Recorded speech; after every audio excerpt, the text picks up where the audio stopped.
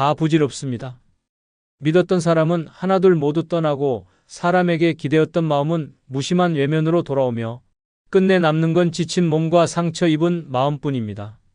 자식은 바빠서, 배우자는 무관심과 병으로, 친구는 자기 살기 바빠서 떠나갑니다. 평생 착하게 참으며 희생하며 살았지만 노년에 돌아오는 건 아무도 묻지 않는 안부와 썰렁한 거실의 TV 소리뿐입니다. 이제는 착하게만 살던 인생을 멈춰야 할 때입니다. 노년은 눈치 보는 시간이 아니라 내 삶을 지키는 싸움의 시간입니다. 오늘은 늙어 독하게 살아야 하는 5가지 이유를 주제로 한 영상입니다. 구독과 좋아요 누르시면 지금 시작하겠습니다. 첫 번째 이유는 돈 없고 가난하면 사람 취급을 받지 못하기 때문입니다. 늙어서 가장 치욕스러운 순간은 존재는 살아있는데 취급은 투명인간처럼 받는 순간입니다. 그리고 그 순간은 대부분 돈이 떨어졌을 때 찾아옵니다. 당신이 아무리 착하고 성실하게 살아왔어도, 아무리 자식들 위해 희생해왔어도 돈이 없으면 당신의 말은 무게를 잃고 당신의 존재는 주변에서 서서히 밀려납니다. 대화의 중심에서 밀려나고 결정의 권한에서 배제되며 식사 자리조차 눈치를 보며 앉게 됩니다. 가난은 죄가 아닙니다. 하지만 사람들은 그렇게 생각하지 않습니다. 늙은 사람이 돈이 없으면 도와줘야 하는 존재가 아니라 피해야 할 부담으로 여겨집니다. 젊을 때는 우리 엄마 최고, 아버지 존경해요 라던 자식들도 당신이 생활비 좀 달라고 말하는 순간 얼굴이 바뀝니다. 왜 이렇게 돈을 못 모았어요? 지금도 받는 연금 있잖아요 라는 말로 당신의 과거와 인생을 평가하기 시작합니다. 더 충격적인 건 자식뿐만이 아닙니다. 친척도, 이웃도, 심지어 같이 지내던 사람들도 당신의 경제력에 따라 태도를 바꿉니다. 병원에서 대기할 때도, 공공기관에 상담받으러 갈 때도 돈 있는 노인은 고객이 되고 돈 없는 노인은 대상자로 취급받습니다. 미소조차 억지로 건네는 차가운 시선 속에서 당신은 말없이 작아지고 맙니다. 그래서 늙어서 독하게 살아야 합니다. 누가 챙겨주길 기대하지 않고 내 돈, 내 집, 내 명의를 철저히 지켜야 합니다. 내 이름으로 된 통장에 잔고가 있어야 말 한마디에도 힘이 실리고 병원에서도, 자식 앞에서도, 이웃 앞에서도 어깨 펴고 당당해질 수 있습니다.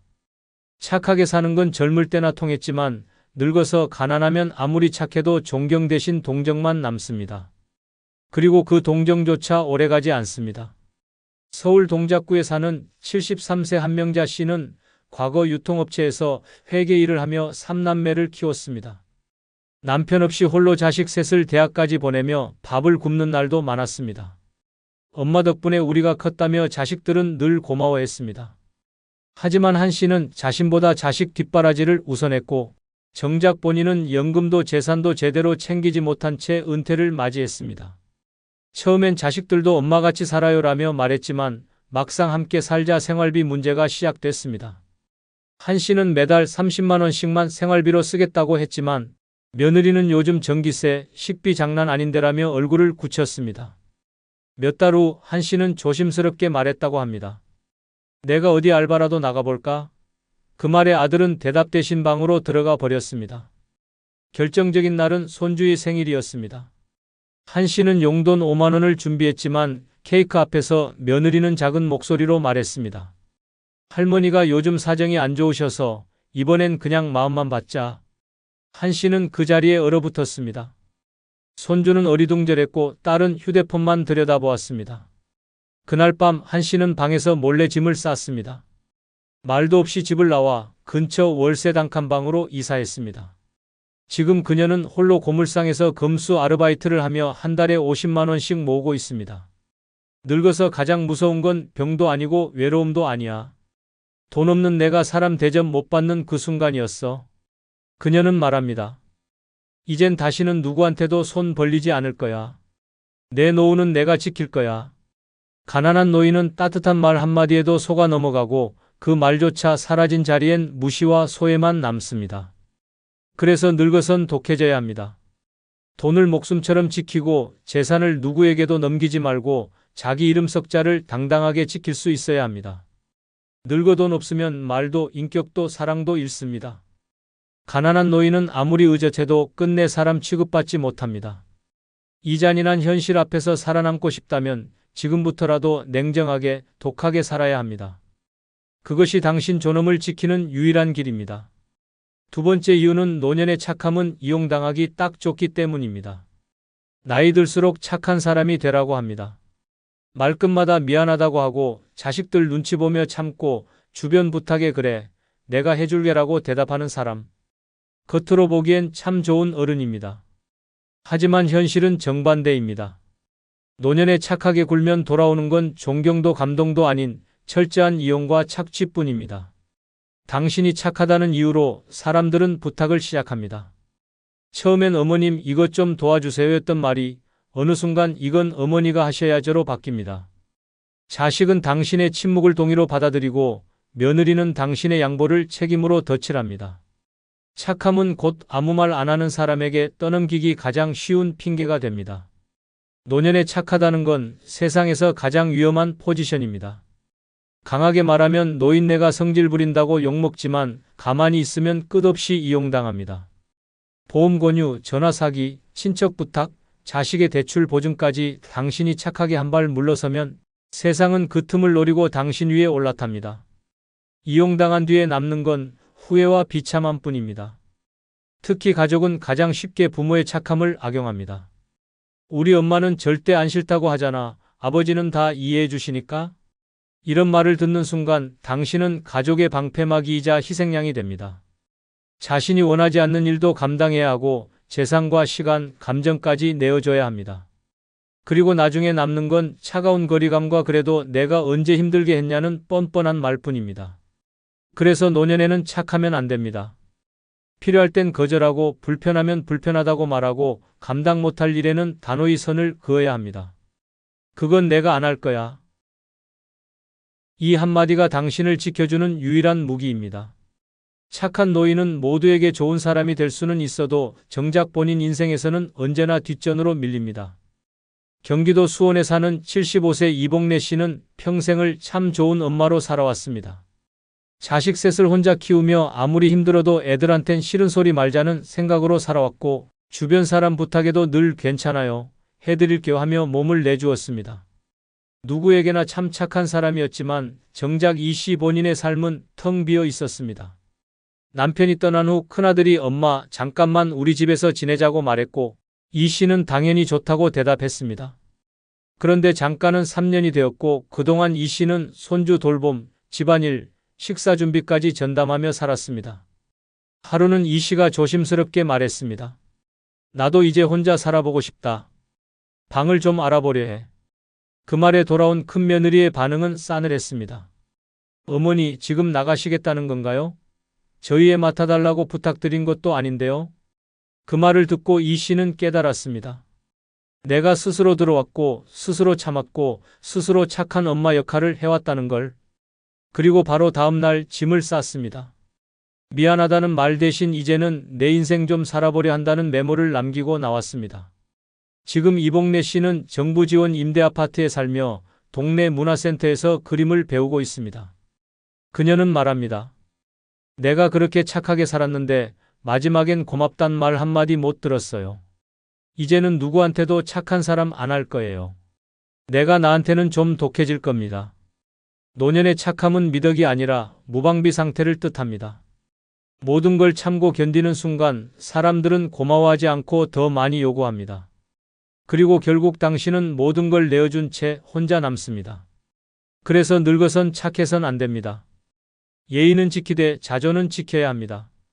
선한 얼굴 뒤에 단단한 울타리를 세우지 않으면 당신 인생은 타인의 편의 속에 파묻혀 사라집니다. 지금부터라도 독해져야 합니다. 그래야 끝까지 무너지지 않습니다. 세 번째 이유는 세상은 약자에게 절대 친절하지 않기 때문입니다. 사람들은 말로는 어르신 먼저 하세요. 나이 드신 분은 존경해야죠 라고 떠듭니다. 하지만 실제 세상은 다릅니다. 힘없는 노인에겐 존경이 아닌 무시가 돌아오고 도움이 필요한 순간엔 알아서 하세요라는 싸늘한 시선이 쏟아집니다.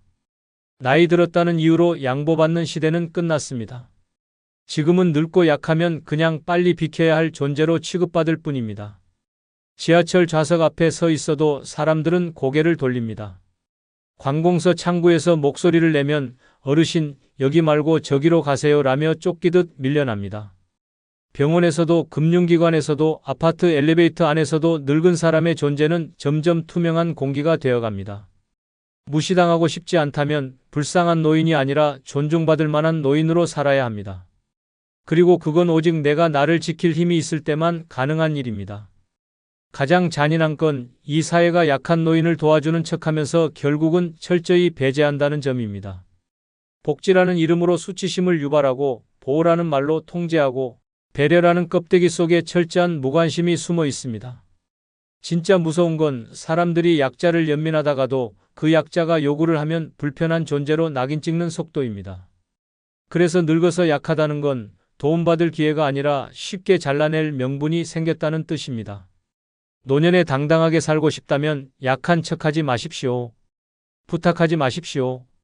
당연한 권리를 권리로 요구할 줄 알고 부당한 대우에 목소리 낼 수 있어야 합니다. 그것이 늙어도 꺾이지 않고 살아남는 유일한 방식입니다.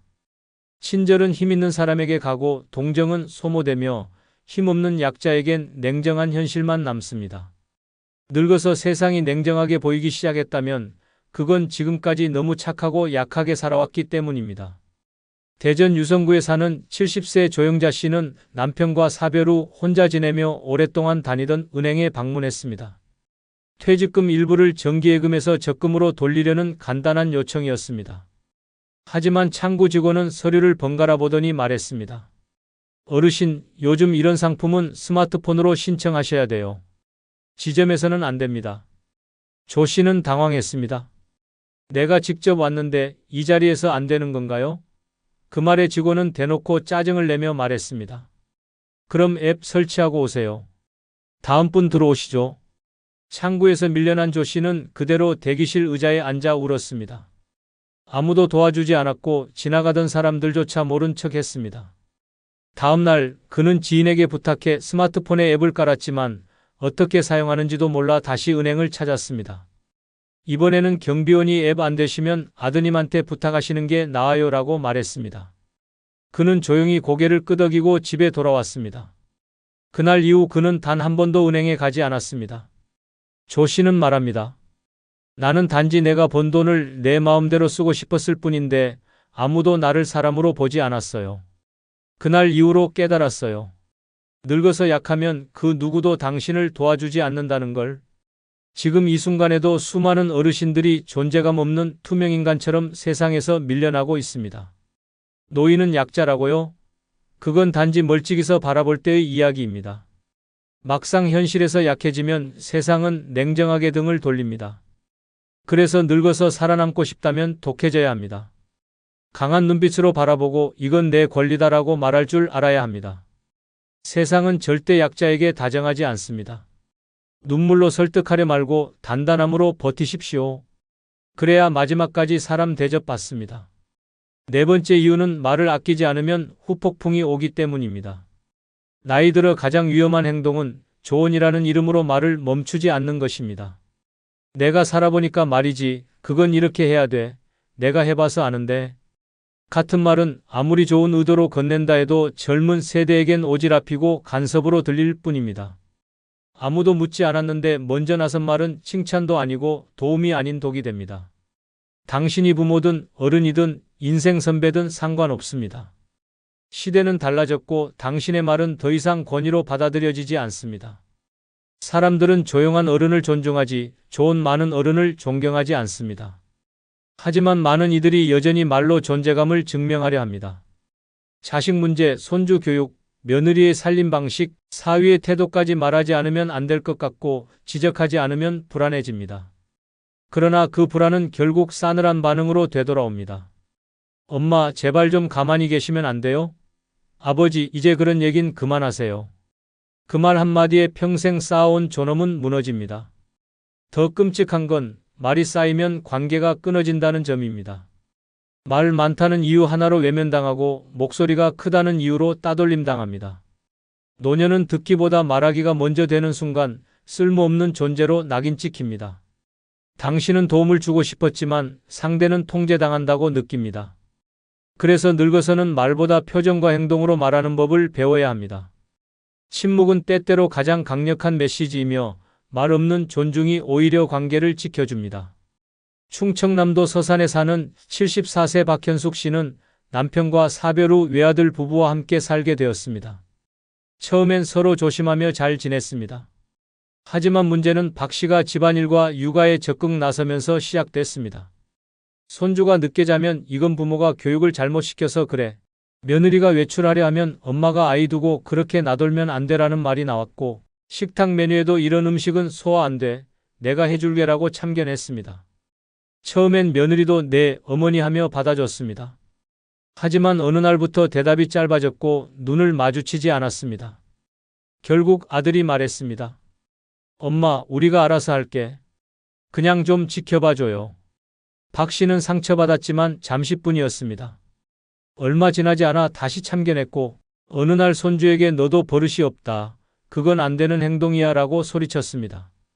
그날 밤 며느리는 울면서 방에 들어가 버렸고 아들은 박 씨에게 말했습니다.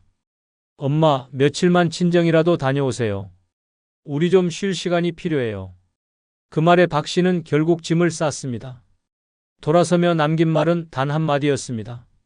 나는 도우려 했을 뿐인데. 지금 박 씨는 혼자 삽니다. 혼잣말을 줄이기 위해 라디오를 틀고 말이 많았던 과거를 후회하며 침묵하는 연습을 시작했습니다. 그녀는 말합니다. 말 한마디로 무너진 관계는 다시 붙지 않더라. 늦게 배웠지만 이제는 말보다 눈빛으로 말하는 법을 배워가고 있어. 이 사례는 무서운 진실을 보여줍니다. 늙어서 가장 위험한 무기는 바로 내 입입니다. 아무리 좋은 의도라도 말이 많아지면 사람들은 등을 돌립니다. 자식도 가족도 주변 사람들도 당신의 말보다 조용한 존재감을 원합니다. 늙어 독하게 살아야 하는 이유는 말을 아끼는 용기를 갖기 위해서입니다. 말로 무너진 관계는 다시 붙지 않습니다. 그래서 말은 절제해야 하고 조언은 요청받았을 때만 꺼내야 합니다. 당신의 입을 닫을수록 주변 사람들은 당신을 더 깊이 봅니다. 존중은 말로 얻는 게 아니라 침묵으로 남기는 자리에 피어납니다. 5번째 이유는 자식도 배우자도 결국 당신 곁을 떠날 수 있기 때문입니다. 가족이 평생 함께할 거라 믿는다면 그건 착각입니다. 자식은 자라고 나면 자기 삶으로 떠나고 배우자는 언제든 병이나 죽음 혹은 냉정한 무관심으로 등을 돌릴 수 있습니다. 그때 깨닫습니다. 내 곁에 영원히 남아있는 사람은 결국 나 하나뿐이었다는 사실을. 그런데도 많은 사람들이 나이 들어서도 가족에게 헌신하고 기대며 삽니다. 하지만 그 기대가 부서지는 순간 삶은 순식간에 무너집니다. 그래도 내 자식인데 설마 우리 부부는 다르다는 말은 현실 앞에서 허망한 자기 위안일 뿐입니다. 아무리 자식을 위해 몸을 부숴가며 살아도 부모의 노후까지 책임져 줄 자식은 드뭅니다. 배우자와의 평생 동행도 결국 어느 날 병실에서 혹은 차가운 뒷모습으로 끝이 날 수 있습니다. 사람은 다 떠나지만 노년에 혼자 남은 당신은 누구도 대신해 주지 않습니다. 늙어 독하게 살아야 하는 이유는 바로 여기에 있습니다. 기대지 않기 위해, 무너지지 않기 위해, 떠나는 사람들을 붙잡지 않기 위해서입니다. 가장 잔인한 건 이별이 언제나 조용히 다가온다는 점입니다. 자식은 어느 날 갑자기 멀어지지 않습니다. 처음엔 전화 횟수가 줄고 다음엔 명절에 얼굴을 비추지 않으며 결국엔 엄마, 우리도 사정이 있어요 라는 말로 끝맺습니다. 배우자도 마찬가지입니다. 어느 날 병세가 악화되어 손 한 번 못 잡고 떠나가거나 혹은 같은 집에 살아도 말 한마디 없는 벽이 되어갑니다. 이런 상황에서 살아남으려면 마음을 단단히 먹고 독하게 준비해야 합니다. 혼자서도 당당히 일어설 수 있도록 말입니다. 부산 금정구에 사는 72세 김영순 씨는 평생 가족만 바라보고 살았습니다. 남편은 공무원이었고 자식 셋을 키우며 손 하나 까딱 안 하고 살게 해줬습니다. 김 씨는 늘 생각했습니다. 우리 가족은 절대 안 무너져. 나는 끝까지 이들과 함께 할 거야. 하지만 인생은 그렇게 흘러가지 않았습니다. 남편은 퇴직 후 건강이 급격히 나빠졌고 3년 만에 병으로 세상을 떠났습니다. 그 후 김 씨는 큰아들 집에 의지하며 살았습니다. 처음엔 엄마, 편하게 계세요 라고 말하던 아들도 시간이 지나자 부담스러워하는 기색을 숨기지 않았습니다. 며느리는 조용히 딸꾹질하듯 반응을 보였고 손주도 점점 말을 줄였습니다. 하루는 김 씨가 식사를 하다가 그릇을 깨뜨렸는데 며느리의 얼굴이 굳으며 말했습니다. 어머니, 이젠 이런 건 그냥 저희가 할게요. 그 말 한마디에 김 씨는 깨달았습니다. 자신은 이 집의 어머니가 아니라 부담이라는 이름으로 바뀌어 있었다는 사실을. 그날 밤 김 씨는 조용히 짐을 쌌습니다. 말없이 나와 경로주택에 들어갔습니다. 그리고 거기서 마주한 건 외로움이 아니라 오히려 해방감이었습니다. 지금 김 씨는 아침마다 혼자 산책을 나가고 취미로 도예 수업을 듣습니다. 처음엔 눈물이 나서 밥을 못 넘기던 날도 많았지만 지금은 말합니다. 나는 이제야 내 인생을 살고 있어요. 누군가에게 기대는 대신 나를 지키는 법을 배웠죠. 자식도 배우자도 언젠가는 떠날 수 있습니다. 당신 곁에 끝까지 남는 건 오직 준비된 자신뿐입니다. 늙어서도 울지 않으려면, 끝까지 당당하려면 지금부터라도 독하게 살아야 합니다. 그래야 누구 하나 떠나도 무너지지 않고 걸어갈 수 있습니다. 그게 노년을 지키는 유일한 힘입니다. 다 줬습니다. 시간도 청춘도 정성도 다 퍼줬습니다. 그런데 돌아오는 건 무엇입니까? 엄마는 괜찮잖아, 아버지는 늘 참고 살아왔잖아 라는 말뿐입니다. 당신이 참고 양보하는 동안 세상은 당신을 당연하게 여겼고 가족조차 당신을 배려의 대상이 아닌 책임 회피의 방패로 만들었습니다. 이젠 깨달아야 합니다. 남은 인생은 오직 나만을 위해 써야 한다는 걸. 아무도 대신 살아주지 않고, 대신 아파주지 않고, 대신 외로워하지 않습니다. 오늘은 남은 인생 오직 나만을 위해 살아가야 하는 5가지 이유를 주제로 한 영상입니다. 구독과 좋아요 누르시면 지금부터 시작하겠습니다. 첫 번째 이유는 미움받을 용기 없이 살아온 세월이 지쳤기 때문입니다. 평생 좋은 사람으로 살아야 한다는 강박에 시달렸습니다. 항상 웃어야 하고, 항상 배려해야 하고, 항상 참아야 했습니다. 마음은 아닌데 고개를 끄덕였고 속은 타들어가는데도 겉으로는 괜찮다고 말했습니다. 갈등은 피해야 한다고 배웠고 미움받는 건 실패한 인생처럼 여겼습니다. 그렇게 사는 동안 남들은 당신을 편하게 대했지만 당신은 끝없이 무너졌습니다. 하고 싶지 않은 일에도 그래요 하고 웃었고 도와달라는 말에 제가 할게요를 자동처럼 반복했습니다. 미움받을까 두려워 거절하지 못했고 싫은 말 한마디 못하고 속으로만 울었습니다. 결과는 뻔했습니다. 당신은 편한 사람, 이해심 많은 사람, 참을성 많은 사람으로 불렸고 점점 더 만만한 사람, 이용해도 되는 사람, 무시해도 되는 사람이 되어갔습니다. 착함이 미덕이 아니라 약점이 되는 순간 당신의 인생은 남의 감정 쓰레기통으로 바뀌었습니다. 누구도 당신에게 그만해도 된다고 말해주지 않았고 오히려 더 많이, 더 자주, 더 깊이 희생하길 원했습니다. 그 과정에서 당신의 감정은 사라지고 자존은 무너졌고 결국 삶의 중심에서 당신 자신이 사라졌습니다. 그렇게 미움받지 않기 위해 산 세월이 결국 나를 지치게 만든 주범이었습니다. 이제는 달라져야 합니다. 남 눈치 보느라 내 마음을 짓밟는 삶은 끝내야 합니다. 기분 나쁜 건 티 내고 하기 싫은 건 거절하고 말도 안 되는 요구에는 단호히 싫다고 말할 수 있어야 합니다. 그게 당신을 되찾는 첫 걸음입니다. 이제는 좋은 사람이 아니라 진짜 나로 살아야 할 시간입니다. 서울 강서구에 사는 69세 송은숙 씨는 한평생 주변에 그 사람 참 착해라는 말만 듣고 살아왔습니다. 큰 소리 한 번 안 내고 부탁을 거절해 본 적도 없고 늘 양보하는 게 습관이 된 사람이었습니다. 시댁 행사, 자식, 일, 친구 부탁까지 몸이 부서져도 웃으며 했습니다. 그러던 어느 날 친구 모임에서 송 씨가 가볍게 이번엔 좀 힘들어서 못 나가겠어 라고 말했더니 돌아온 말은 충격이었습니다. 은숙 언니가 그럴 사람이었어? 좀 너무하시네. 평소 가깝다던 친구조차 그녀를 이해해주지 않았습니다. 그날 밤 송 씨는 혼자 집에 앉아 그동안 들었던 모든 좋은 사람이라는 말이 자신을 얼마나 갉아먹었는지 떠올렸습니다. 그리고 다음 날부터 그녀는 달라졌습니다. 단톡방에서 나왔고 연락 오는 사람에게 지금은 나를 먼저 챙겨야 해서 미안하다고 단호히 말했습니다. 그리고 가장 먼저 자신을 너무 힘들게 했던 사람에게 이렇게 말했습니다. 미안하지만 이제 난 착한 사람 그만두기로 했어. 그리고 그 결정은 너부터 끊어내는 걸로 시작할 거야. 지금 송은숙 씨는 말합니다. 처음엔 무서웠어요. 나를 미워할까봐. 그런데 미움받을 용기를 가지니까 드디어 내가 나를 사랑하게 됐어요. 미움받지 않기 위해 산 삶은 결국 나를 잃는 삶입니다. 이제는 누가 뭐라 하든 상관없이 나를 지키기 위한 말과 행동에 당당해져야 할 시간입니다. 사람들 눈에 좋은 사람으로 남는 것보다 내 눈에 후회 없는 삶이 훨씬 더 중요합니다. 당신이 당신 편이 되지 않으면 이 세상 누구도 끝까지 당신을 지켜주지 않습니다. 이제는 미움받을 용기를 갖고 드디어 나를 위한 인생을 시작해야 할 시간입니다. 두 번째 이유는 잘해도 흉보고 못해도 흉보는 사람들 속에서 살아왔기 때문입니다. 죽어라 잘해도 인정은커녕 당연하다는 얼굴로 넘어갑니다. 도와줬을 땐 그 정도는 할 수 있지라 하고 못 도와주면 그 사람 원래 그래라고 뒷말을 섞습니다. 당신이 희생한 줄도 모르고 애쓴 줄도 모르고 한번 빠지면 그때부터 눈빛이 달라집니다. 칭찬은 짧고 흉은 길며 고마움은 없고 뒷담화만 남는 사람들 속에서 평생을 버텨왔습니다. 명절에 온갖 일 다 해놔도 한쪽만 너무 설치는 거 아냐? 란 말이 나옵니다. 모임에 빠지면 요즘 왜 저래? 변했네? 소리가 돌아옵니다.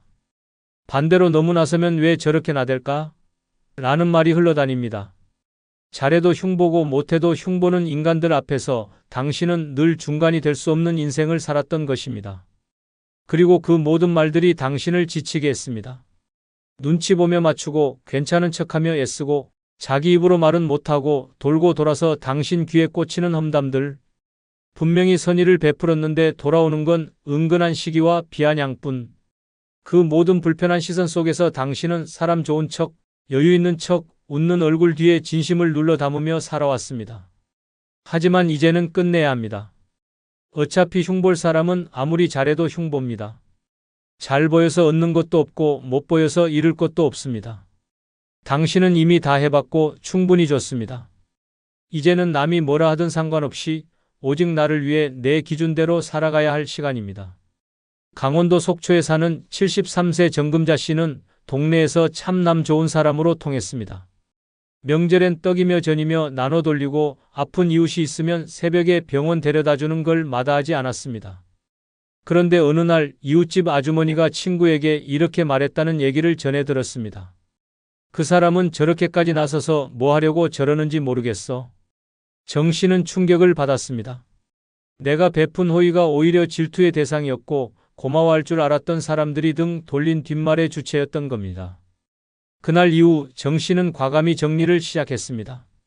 먼저 챙기지 않았고 돌려야 할 물건도 안 돌렸습니다.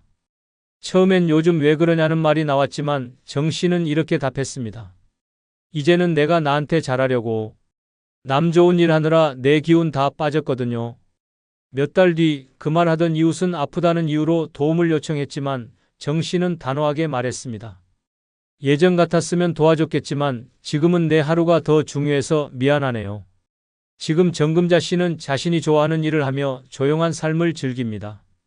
잘해도 욕먹고 못해도 욕먹는 세상이라면 차라리 나답게 살겠어요. 이제는 내 시간, 내 감정, 내 평안을 위해 삽니다. 남의 입을 막을 수는 없습니다. 하지만 내 삶을 지킬 수는 있습니다. 그 누구도 당신을 진심으로 이해해주지 않습니다. 그러니 그 누구도 당신 인생에 간섭하게 두지 마십시오. 잘해도 흉보는 사람들에게는 아무것도 줄 필요 없습니다. 그들이 뭐라 하든 이제는 나 하나만 바라보며 살아갈 시간입니다. 그게 진짜 자유고 늦었지만 가장 값진 시작입니다. 세 번째 이유는 혼자 있어야 편하다는 걸 알게 됐기 때문입니다. 사람이 그립다고 생각했던 적 많았습니다. 말 한마디 나눌 누군가가 필요했고 식사 자리에 혼자 앉는 게 허전하게 느껴졌습니다. 그래서 모임에 나가고 전화기를 붙잡고 누구든 옆에만 있어주면 덜 외롭겠지 싶어 억지 인연도 끌어안고 살았습니다. 그런데 결국 남은 건 더 지치는 관계, 피곤한 대화, 억지 웃음뿐이었습니다. 서로 불편한 걸 알면서도 의리니까, 관계니까라는 말로 참고 만났습니다. 돌아와선 후회하고 또 다음 약속이 다가오면 한숨 쉬며 나갔습니다. 그 사람 없으면 외로울까봐 견뎠는데 알고 보니 그 사람 곁에 있을 때가 더 외로웠습니다. 혼자인 게 불편한 게 아니라 억지로 관계를 유지하는 게 지옥이었던 겁니다. 말없이 밥을 먹고 조용히 커튼을 치고 누워있는 시간이 처음엔 어색했지만 그 시간이 길어지자 비로소 알게 됐습니다. 혼자 있는 게 편하다는 사실을. 누구 눈치도 안 보고 누구에게도 기분 맞출 필요 없는 하루가 얼마나 값진지를 늦게야 깨달았습니다. 혼자 있는 게 고독이 아니라 내 삶을 회복시키는 평화였다는 걸 이제야 알게 된 겁니다. 늙어가며 점점 더 확실해집니다. 시끄러운 대화보다 조용한 침묵이 좋고 억지 미소보다 무표정이 편합니다. 누군가 옆에 있다고 위로받는 게 아니라 내가 내 마음을 다독일 수 있을 때 비로소 안정이 찾아옵니다. 외롭다고 아무 인연이나 붙잡는 순간 인생은 다시 무너집니다. 이제는 외로움을 이기는 것이 아니라 혼자 있는 걸 즐길 줄 아는 사람이 되는 것이 진짜 강한 사람입니다. 대전 유성구에 사는 71세 김정아 씨는 한때 친구, 친척, 자식들과의 관계에 목을 매며 살았습니다. 아침마다 전화를 걸어 안부를 묻고 누구 약속 하나 생기면 마음이 들뜨고 반대로 연락이 없으면 밤새 뒤척이며 자책했습니다. 그러다 어느 날 가장 친하다 믿었던 친구에게 넌 너무 집착하는 것 같아라는 말을 들었습니다. 그 말에 김 씨는 충격을 받았습니다. 내가 그동안 얼마나 외로웠는지, 얼마나 누군가와 있고 싶었는지 모르면서 그날 이후 김 씨는 모든 연락을 끊었습니다. 전화도 문자도 단톡방도 정리했습니다. 처음 며칠은 불안했습니다. 혼자 밥 먹는 게 조용한 집이 낯설었습니다. 하지만 일주일, 한 달, 두 달이 지나자 점점 달라졌습니다. 혼자 시장을 보며 내가 원하는 걸 사고 좋아하는 꽃을 사고 저녁엔 라디오를 들으며 책을 펼쳤습니다. 그리고 어느 날 모임에서 요즘 왜 안 보이세요? 라는 연락이 오자 김 씨는 단호하게 말했습니다. 혼자 있는 게 더 좋더라. 사람 많은 곳은 이제 피곤해. 지금 김정아 씨는 혼자지만 절대 외롭지 않습니다. 혼자 있는 게 불쌍해 보일 수도 있지만 나는 지금 내 인생에서 제일 편안한 시간을 보내고 있어요. 혼자라는 말에 쫄지 마십시오. 외로움을 두려워하지 마십시오. 남에게 맞추며 무너지는 인생보다 혼자여도 내 템포대로 사는 삶이 100배 낫습니다. 사람 속에서 버티느라 지쳤다면 이제는 혼자 있는 용기를 택해야 합니다. 그게 당신에게 진짜 평안과 자유를 주는 가장 늦지 않은 선택입니다. 네 번째 이유는 평생 남만 챙기다 내 건강 다 잃었기 때문입니다. 아프다는 말 한번 제대로 못하고 병원 예약은 자식들 일정 맞춰 미루고 내 허리 아픈 건 참으면서 손주 업어 키운 게 당신입니다. 엄마는 괜찮잖아. 아버진 원래 건강하시잖아요. 라는 말을 믿고 정작 몸이 망가져도 남 먼저 챙기느라 자기 몸 하나 제대로 돌보지 못한 인생이었습니다. 살림하느라 허리 다 망가지고 눈치 보느라 스트레스에 속병 들고 겨울엔 식사 거르고 일하다 관절까지 상했습니다. 그런데 그렇게 희생한 결과가 뭡니까? 당신이 아프면 주변 사람들은 왜 이제야 말했어요? 라고 묻습니다. 그들이 모른 게 아닙니다. 모른 척한 겁니다. 남 챙기는 건 당신이 당연히 해야 할 일이고 당신의 고통은 강하니까 견딜 수 있을 거라 믿었기 때문입니다. 건강 잃고 나서야 후회해봤자 소용없습니다. 내 몸 망가지면 아무도 대신 아파주지 않고 병원 침대에 누워있는 건 나 혼자입니다. 간병은 눈치 보고 통증은 혼자 견디고 비용은 내 통장에서 빠져나갑니다. 이제는 나를 먼저 챙겨야 할 시간입니다. 남 챙기는 건 충분히 했습니다. 이제 내 혈압, 내 관절, 내 마음 챙겨야 합니다. 몸이 건강해야 마음도 버틸 수 있고 그래야 남은 인생도 살아낼 수 있습니다. 경남 창원에 사는 72세 유순자 씨는 남편의 뇌출혈 이후 5년간 간병에 매달렸습니다. 자식들 일다 도와주고 손주 돌보며 하루 종일 부엌에서 보내다 보니 어깨, 무릎, 허리 안 아픈 곳이 없었습니다. 병원에선 퇴행성 관절염에 허리 디스크, 고혈압까지 겹쳤다 했습니다. 그런데도 가족 누구 하나 그녀의 건강을 먼저 묻지 않았습니다. 결정적인 날은 남편 수술이 잡힌 날 아침, 유 씨가 이명을 느끼며 쓰러졌는데도 자식들은 엄마는 스트레스 받아서 그래요라고 넘겼습니다. 그 순간 그녀는 깨달았습니다. 아프면 결국 혼자라는 걸. 다음 날 유 씨는 스스로 병원에 입원했습니다. 수술은 남편 형제들이 알아서 하도록 넘겼고 치료 후에도 회복 시간을 핑계로 아무 일도 하지 않았습니다. 몇 달 뒤 가족 모임에서 며느리가 요즘 어머니는 왜 예전 같지 않으세요? 라고 묻자 유 씨는 조용히 말했습니다. 예전엔 남 챙기느라 내 몸 버렸고 지금은 나 챙기느라 남 신경 안 써요. 이게 내 인생의 두 번째 시작입니다.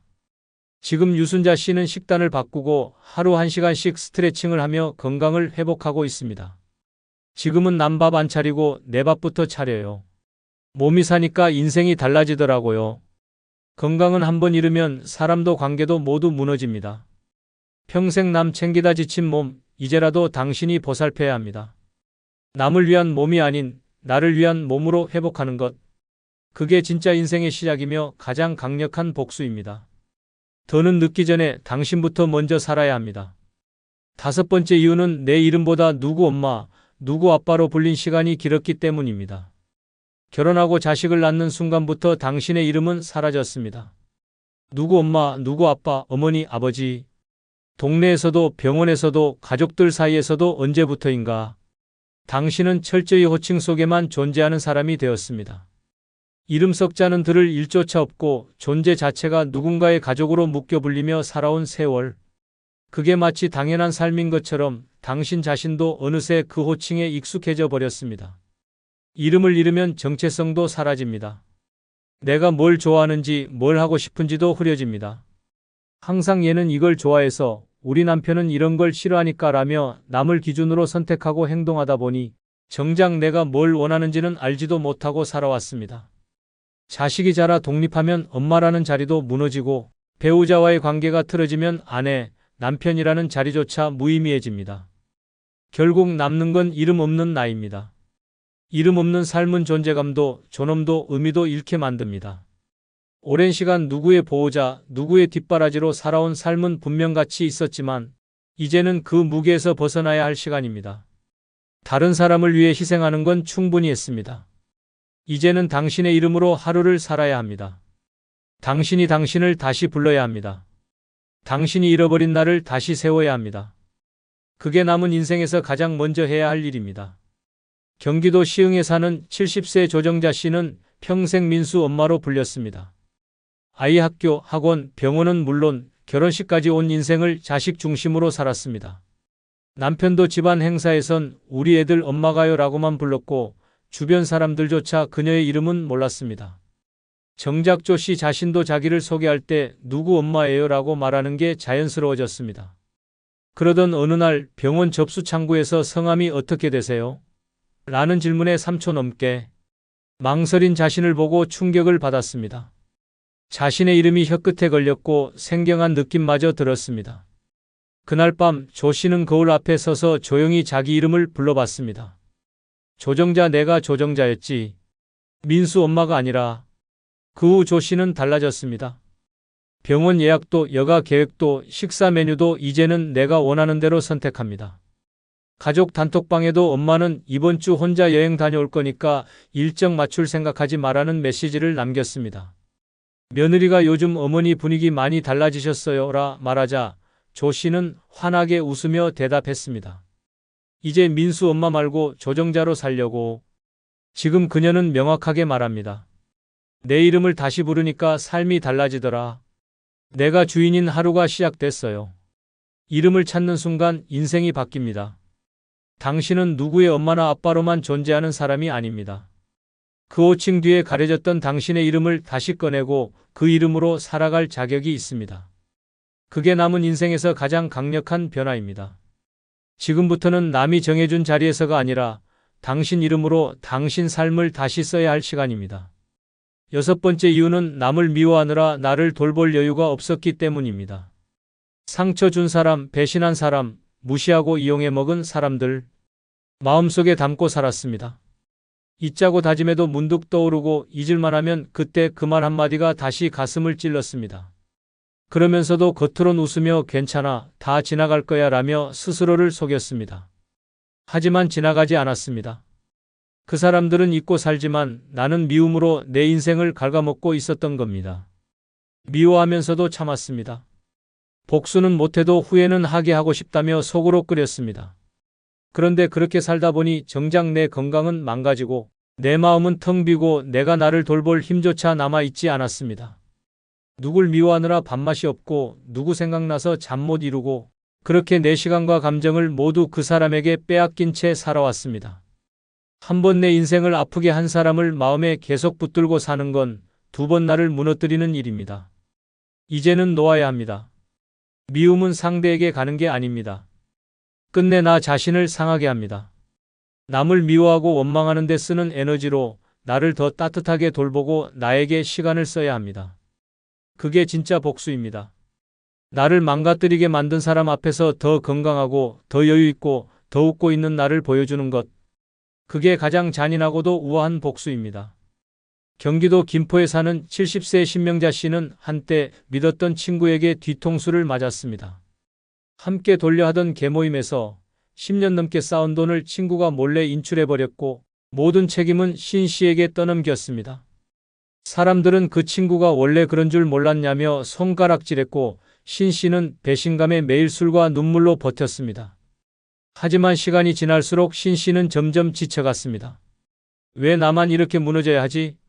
라는 생각이 머릿속을 떠나지 않았습니다. 그때 그녀는 결심했습니다. 이제 그 인간은 내 마음에 앉혀놓지 않겠다. 대신 나를 위한 시간을 만들겠다. 그날 이후 신 씨는 집안을 정리하고 오랫동안 미뤄왔던 건강검진을 받았고 혼자 좋아하는 영화관에 갔습니다. 그리고 SNS에 그 모습을 올렸습니다. 며칠 뒤 소문 듣고 연락한 그 친구에게 단호하게 메시지를 보냈습니다. 너 때문에 무너질 줄 알았지? 미안하지만 덕분에 나는 더 잘 살기로 했다. 지금 신 씨는 말합니다. 미워하느라 내가 얼마나 고생했는지 몰라요. 이제는 그 사람 이름조차 입에 안 올립니다. 대신 내 이름으로 하루를 채우고 있어요. 미움은 상대를 망치지 않습니다. 나를 망칩니다. 남을 원망하느라 시간을 날리기엔 남은 인생은 너무 짧고 아깝습니다. 이제는 복수가 아니라 회복에 집중해야 할 때입니다. 가장 통쾌한 복수는 그 사람을 잊고도 잘 사는 나의 모습입니다. 그렇게 살아야 진짜 내 인생이 시작됩니다. 잘 걷던 사람이 하루아침에 침대에 눕게 됐대요. 앉았다가 못 일어나서 119에 실려갔다더라고요. 다리 힘만 있었어도 그렇게까지는 안 됐지. 노년엔 다리가 무너지면 인생 전체가 무너집니다. 하체 근육은 생명줄입니다. 걷는 건 기본이고 일어나고 버티고 넘어진 후 다시 일어나는 힘이 곧 생존력입니다. 그런데도 아직도 걷기만 하면 된다고 믿고 있다면 지금 당장 그 생각을 버려야 합니다. 지금부터 공개할 6가지 하체 비결은 노년의 마지막 생존 기술입니다. 끝까지 안 보면 반드시 후회하게 됩니다. 먼저 좋아요 눌러주시면 감사하겠습니다. 노년의 튼튼한 다리와 하체를 만드는 첫 번째 비결은 걷기보다 중요한 건 엉덩이 근육입니다. 71세 정혜수 씨는 매일 아침 공원에서 1시간 이상을 걸었습니다. 핸드폰만 보기엔 하루 8,000보 이상 찍히지 않는 날이 없었고 주변 어르신들 사이에선 저분은 진짜 철인이다라는 말까지 들을 정도였습니다. 걷기야말로 최고의 운동이라 믿었던 그는 어느 날 평소처럼 횡단보도를 건너다 그만 발을 헛디뎌 넘어졌습니다. 심하게 다친 것도 아니었는데 이상하게도 그 자리에서 일어날 수가 없었습니다. 병원에서 검사한 결과는 충격적이었습니다. 다리는 멀쩡한데 엉덩이 근육이 거의 없습니다. 균형을 잡아줄 중심 근육이 없어서 일어나지를 못하신 겁니다. 걷기만으론 하체가 튼튼해지는 게 아니라는 걸 그제야 뼈저리게 깨달았습니다. 그 후로 재활치료를 받으며 앉았다 일어나기를 매일 수십 번 반복해야 했습니다. 반대로 68세 한춘자 씨는 처음부터 엉덩이 근육 운동을 중요하게 생각했습니다. 걷는 것도 좋지만 중심을 잡는 힘은 엉덩이에서 나온다는 건강 프로그램을 보고 매일 화장실 가기 전과 TV 보기 전에 앉았다 일어나기 10회를 실천했습니다. 하루 30번, 시간으로 치면 고작 5분도 안 되는 이 운동이 그녀의 인생을 바꿨습니다. 어느 날 마트에서 발을 헛디뎌 넘어질 뻔했지만 한 손으로 카트를 잡고 중심을 단단히 잡으며 바로 몸을 세웠습니다. 주변 사람들이 아줌마 반사신경 장난 아니에요 라며 감탄했지만 그녀는 속으로 생각했습니다. 반사신경이 아니라 엉덩이 근육 덕분이지. 바로 이 차이입니다. 매일 걷는다고 해서 다리가 튼튼해지는 것이 아닙니다. 진짜 위험한 순간에 몸을 지탱해주는 건 종아리도 허벅지도 아닌 엉덩이 근육입니다. 걷기 운동은 하체 일부만 자극할 뿐 하체의 중심인 엉덩이는 거의 쓰이지 않습니다. 그래서 많이 걷는 사람조차 넘어진 순간 벌떡 일어나지 못하고 고관절이나 골반이 부러져 침대에서 몇 달을 보내게 되는 겁니다. 문제는 엉덩이 근육은 나이가 들수록 가장 먼저 빠지는 부위라는 점입니다. 60세 이후부터는 운동하지 않으면 10년에 15% 이상 근육량이 사라집니다. 이걸 방치하면 걸을 땐 멀쩡해 보여도 단 한 번의 충격에 쓰러지고 나서야 비로소 그 심각성을 깨닫게 됩니다. 하지만 그때는 이미 너무 늦습니다. 지금 당신이 매일 걷고 있다고 안심했다면 그건 착각일 수 있습니다. 당신이 단련해야 할 진짜 하체는 엉덩이입니다. 균형을 지키고 몸 전체를 지탱해주는 핵심 부위는 바로 그곳입니다. 걷는 다리보다 중요한 건 버티는 엉덩이입니다. 지금 영상에서 다루는 다음 비결은 이 엉덩이 근육을 실질적으로 강화할 수 있는 가장 효과적인 방법입니다. 그 방법을 놓치면 당신의 하체는 여전히 위험한 상태일 수 있습니다. 끝까지 보지 않으면 반드시 후회하게 됩니다. 튼튼한 다리와 하체를 만드는 두 번째 비결은 누워서 하는 다리 들기 운동이 진짜 효과 있습니다.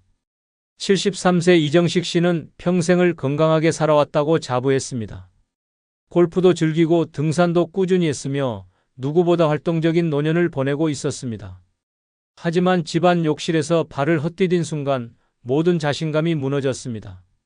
대퇴골이 부러졌고 수술 후엔 혼자 일어나 앉는 것조차 힘들었습니다. 재활 중 간호사는 말했습니다.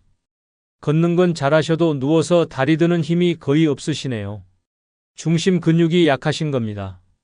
정식 씨는 처음 알았습니다. 서 있는 힘과 누워 있을 때의 다리 힘이 완전히 다르다는 걸. 특히 침대에서 일어나거나 화장실을 갈 때마다 엉덩이와 허벅지가 말을 듣지 않는 걸 체험하며 단단히 깨달았습니다. 내가 운동을 안 한 게 아니라 엉뚱하게 운동하고 있었던 거구나. 반대로 67세 조영자 씨는 허리 통증 때문에 오래 서 있는 운동을 피하고 있었습니다. 대신 침대에 누워 하루 10분씩 한쪽 다리씩 천천히 들어 올리는 운동을 실천했습니다. 처음엔 힘이 없어서 다리가 덜덜 떨렸지만 2주쯤 지나자 앉았다 일어나는 동작이 훨씬 쉬워졌고 계단을 오를 때 숨이 덜 찼습니다. 결정적인 변화는 미끄러운 바닥에서 중심을 잃었을 때 나타났습니다. 그대로 넘어졌다면 큰일 날 상황이었지만 몸이 반사적으로 다리 힘으로 균형을 잡고 스스로 자세를 회복했던 것입니다. 병원에서 진단받았을 때도 대퇴부와 엉덩이 근육이 아주 잘 유지되고 있다는 칭찬을 받았습니다. 그녀는 말합니다. 하루 10분이 내 인생을 바꿨어요. 누워서 하는 다리 들기 운동은 겉보기엔 아주 단순해 보이지만 노년기 하체 기능을 지키는 데 가장 핵심적인 운동입니다. 이 동작은 허리, 골반, 엉덩이, 허벅지를 동시에 자극하며 특히 넘어짐을 방지하는 데 중요한 코어 근육과 등근을 강화합니다. 걸을 땐 멀쩡한 사람도 누워서 다리를 들어 올려보라고 하면 의외로 30초도 못 버팁니다. 근육이 없다는 결정적인 증거입니다. 걷기 운동만으로는 절대 강화되지 않는 이 근육은 실제로 몸을 지탱하고 균형을 잡아주는 핵심입니다. 나이가 들수록 엉덩이와 복부 중심 근육이 급격히 줄어들고 바로 이 지지하는 힘이 사라지면서 일상생활에서 쓰러지고 주저앉는 사고로 이어집니다. 침대 위, 매트 위에서 누워 다리를 드는 단순한 동작 하나. 하지만 이 한 가지가 당신의 일상 전체를 지탱해 줄 수 있습니다. 숨을 내쉬며 천천히 다리를 들어 올리고 엉덩이에 힘을 주고 허벅지가 타오르는 걸 느낄 때마다 당신의 몸은 살아나고 있습니다. 지금 당신의 하체는 앉았다 일어나는 데 쓰는 힘만 갖고 있습니까? 아니면 누워 있을 때도 스스로 버틸 수 있는 힘이 있습니까? 넘어지는 순간 당신을 지켜주는 건 기계식 보행 보조기도 비싼 신발도 아닙니다. 바로 누워서 길러진 하체 근력입니다. 세 번째 비결은 무릎 아픈 분은 계단보다 평지 왕복이 해답입니다. 69세 윤태호 씨는 계단 오르기가 최고의 운동이라는 말만 믿고 매일 아파트 5층까지 오르내렸습니다. 처음엔 땀도 나고 개운했지만 한 달쯤 지나자 무릎이 욱신거리기 시작했습니다. 그래도 그는 참고 계속했습니다. 그러던 어느 날 계단을 내려오다 발을 헛디뎌 무릎이 꺾였고 병원에서 반월상 연골판 손상이라는 진단을 받았습니다. 의사는 연골이 이미 많이 닳아 있었습니다. 계단이 독이 된 겁니다 라고 말했습니다. 태호 씨는 말합니다. 건강하려고 했던 운동이 평생 고통의 시작이 될 줄은 몰랐습니다. 반대로 72세 이명자 씨는 2년 전부터 무릎 통증이 있어 계단을 피했습니다. 대신 집 앞 공원 평지 구간을 하루 40분씩 천천히 왕복하며 걷기 운동을 해왔습니다. 처음엔 이렇게 가볍게 걸어서는 효과 없을 것 같다는 의심도 있었지만 3개월쯤 지나자 무릎 통증이 사라졌고 허벅지 근육도 단단해졌습니다. 병원에서도 근육이 잘 잡혀 있어 관절 부담이 적다는 진단을 받았습니다. 그녀는 말합니다. 운동은 강도보다 방향이 중요하다는 걸 이제야 알았어요. 무릎이 약한 노년층에게 계단은 칼날 위를 걷는 것과 같습니다. 하체를 단련하기 위해 계단을 오르내리는 것이 오히려 연골을 닳게 하고 관절을 손상시키는 역효과를 냅니다. 특히 나이가 들수록 무릎 연골은 자연스럽게 얇아지고 관절 사이의 윤활액도 줄어들어 충격 흡수가 어렵습니다. 이런 상태에서 계단을 오르면 체중이 무릎 관절에 3배 이상 실리게 되고 그 압박이 반복될수록 무릎은 조용히 망가집니다. 계단을 오르는 것보다 더 중요한 것은 무릎에 부담을 주지 않으면서도 하체 근육을 충분히 단련하는 평지 걷기입니다.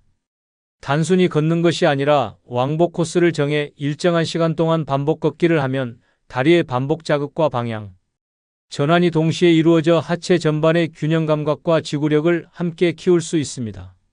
무릎이 아픈 분일수록 반드시 기억해야 할 원칙은 하나입니다. 통증 없는 움직임이 진짜 운동입니다.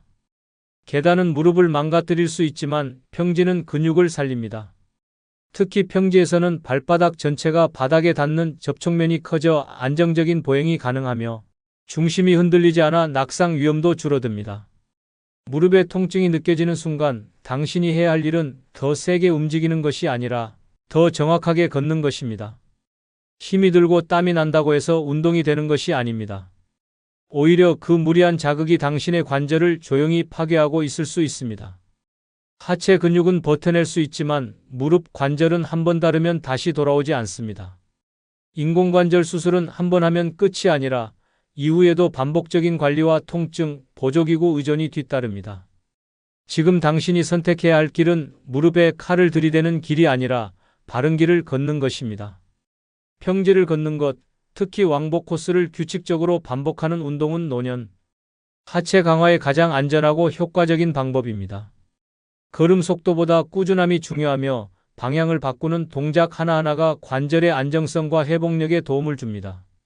무릎이 약하다면 지금 당장 계단에서 내려오십시오.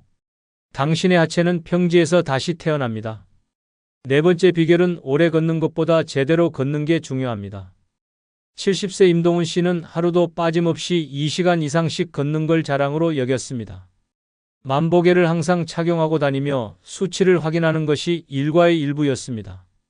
나는 매일 10,000보 넘게 걸으니까 다리 하나는 자신 있어라는 말을 입버릇처럼 했고 주변 사람들도 그 부지런함에 감탄했습니다. 그런데 얼마 전부터 왼쪽 무릎이 아프기 시작했고 걷고 나면 종아리와 발목이 저릿저릿해졌습니다. 병원을 찾은 그는 충격적인 진단을 받았습니다. 다리를 너무 많이 쓰셔서 근육이 아니라 관절이 먼저 망가졌습니다. 발을 끌며 걷는 잘못된 자세로 인해 하체가 비대칭이 됐습니다. 운동이 건강을 망친 대표 사례였습니다.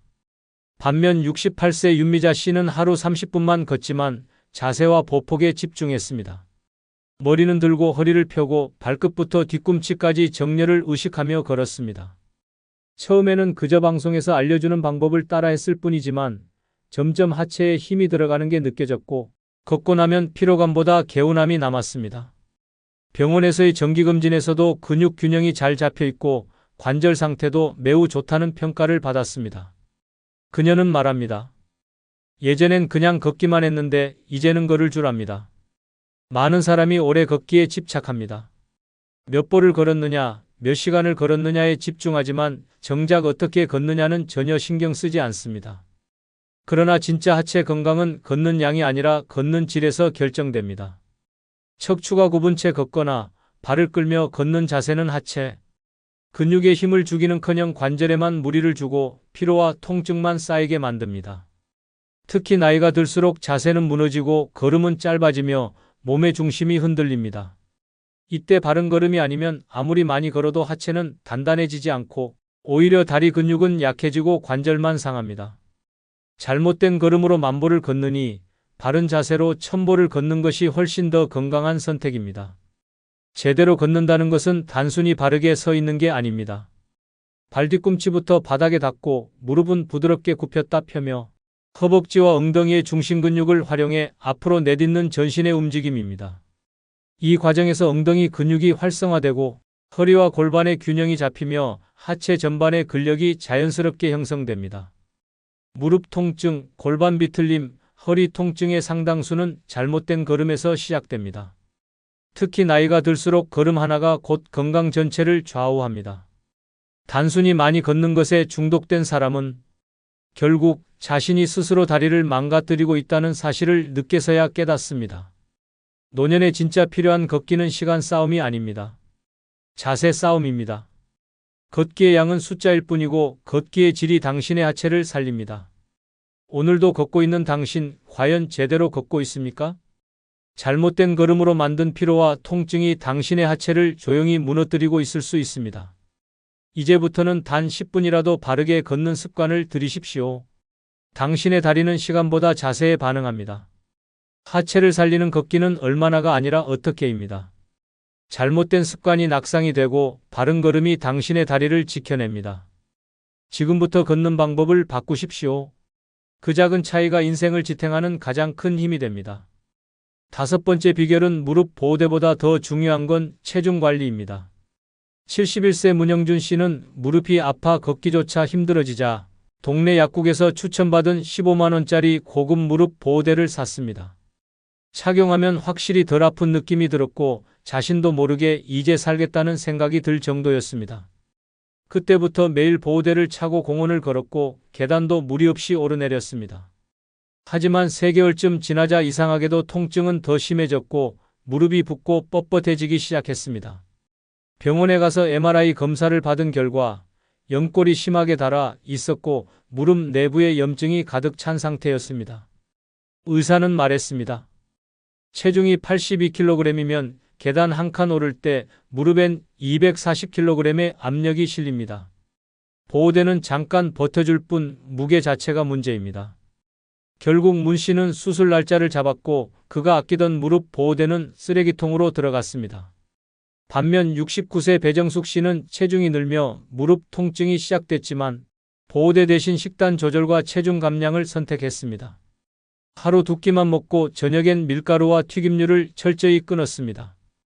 대신 야채와 단백질 위주의 식사로 바꾸고 하루 30분씩 가볍게 걷기만 했습니다.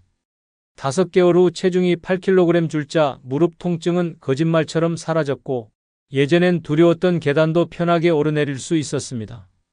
병원에서도 지금 상태면 인공관절 수술은 안 하셔도 됩니다라는 소리를 들었습니다. 정숙 씨는 말합니다. 예전엔 보호대 하나에 의지했는데 내 몸무게 하나만 줄이니까 무릎이 저절로 편해졌어요. 또 다른 사례. 66세 이창호 씨는 젊었을 때부터 복부 비만이 심했지만 크게 신경 쓰지 않았습니다. 은퇴 후 등산을 취미로 삼았고 무릎이 아플 땐 무릎 보호대를 2겹으로 감고 올랐습니다. 어느 날 하산 중 미끄러지며 넘어졌고 무릎 인대가 파열돼 긴급 수술을 받았습니다. 의료진은 그에게 이렇게 말했습니다. 무릎이 못 버틴 게 아니라 체중을 이기지 못한 겁니다. 무릎을 망가뜨린 건 보호대가 아니라 당신의 배입니다.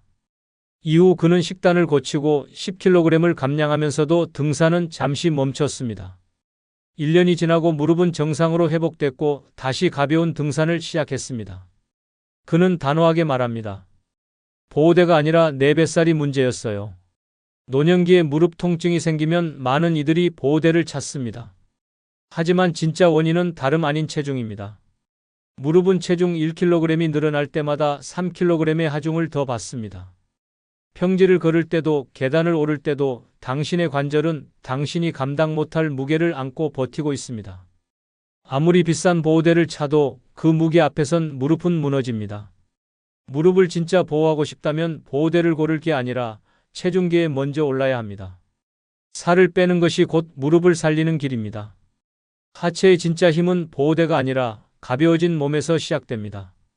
지금 무릎이 아프다면 그 고통의 시작은 당신의 무게일 수 있습니다. 늦기 전에 몸을 덜어내십시오. 그것이 무릎을 지키는 가장 강력한 해답입니다. 6번째 비결은 앉았다 일어나기 10회, 매일의 생존 연습입니다. 73세 이만호 씨는 그동안 별다른 운동 없이 그럭저럭 일상을 살아왔습니다. 하체 힘이 예전 같지 않다는 건 느꼈지만 아직 걷고 움직일 수 있으니 괜찮다고 생각했습니다. 그러던 어느 날 화장실에서 일어난 순간 갑자기 중심을 잃고 그대로 주저앉았습니다. 일어나려고 애썼지만 하체에 힘이 들어가지 않아 그대로 30분 넘게 바닥에 앉아 있어야 했습니다. 부끄럽고 수치스러운 그 순간 그는 비로소 깨달았습니다. 내 몸은 내가 일으켜 세울 수 있어야 한다는 당연한 진리를 놓치고 있었다는 것을. 병원에서는 하체 근력이 심각하게 떨어져 있다며 가장 먼저 해야 할 운동으로 앉았다 일어나기를 권했습니다. 그는 말합니다. 그때 알았습니다. 살아있으려면 일어설 수 있어야 한다는 걸. 반대로 70세 한경숙 씨는 매일 아침 일어나자마자 하는 첫 번째 일로 앉았다. 일어나기 10회를 정해놓고 지켜왔습니다. 처음엔 무릎이 삐걱거리고 허벅지가 떨렸지만 매일 반복하자 몸이 놀라울 정도로 안정감을 되찾았습니다. 특히 식탁 의자, 소파, 침대 등 집안 어디서든 자유롭게 일어설 수 있다는 사실이 주는 자신감은 말로 표현하기 어려울 정도였습니다. 6개월 전 미끄러운 욕실에서 넘어질 뻔했을 때도 반사적으로 다리에 힘이 들어가며 중심을 잡을 수 있었습니다. 그녀는 말합니다. 앉았다 일어나기 덕분에 나는 아직 내 몸을 지킬 수 있습니다. 또 다른 사례. 74세 정복현 씨는 휠체어 신세를 지게 될 줄은 꿈에도 몰랐습니다. 점점 혼자 일어나는 시간이 길어지고 의자에서 일어설 때마다 사람 손을 빌려야 했습니다. 어느 날 TV 프로그램에서 앉았다 일어나기를 매일 하면 하체가 살아난다는 말을 듣고 따라 해보려 했지만 단 한 번도 스스로 일어나지 못했습니다. 그제야 그는 깨달았습니다. 나는 이미 나를 일으킬 수 없는 몸이 되어 있었다. 이후 물리치료를 병행하며 근력을 회복 중이지만 여전히 바닥에서 혼자 일어나는 건 쉽지 않습니다. 그는 지금도 매일 말합니다. 그때 조금만 했더라면 지금은 안 이랬을 텐데. 앉았다 일어나기는 단순한 운동이 아닙니다. 그것은 생존력 테스트입니다. 나이가 들수록 무릎과 엉덩이 근육은 빠르게 줄어들고 중심이 무너지고 혼자서 일어나기조차 힘들어집니다. 그런데도 대부분은 넘어지기 전까지 이 사실을 깨닫지 못합니다. 의자에서 일어나고 다시 앉는 동작은 우리가 매일 수십 번 반복하는 기본 동작입니다. 하지만 노년기에는 이 동작 하나가 고통이 되고 불가능이 되며 결국 침대에 눕는 삶으로 이어집니다. 하체가 약해진 사람은 넘어지면 일어나지 못합니다. 넘어진 순간 생존을 가를 수 있는 건 바로 일어서는 힘입니다. 하루 10번, 단 3분이면 충분합니다. 당신의 엉덩이, 허벅지, 무릎이 동시에 깨어나는 시간입니다. 처음엔 힘들어도 괜찮습니다. 중요하지 않은 건 횟수이고 중요한 건 매일 반복하는 습관입니다.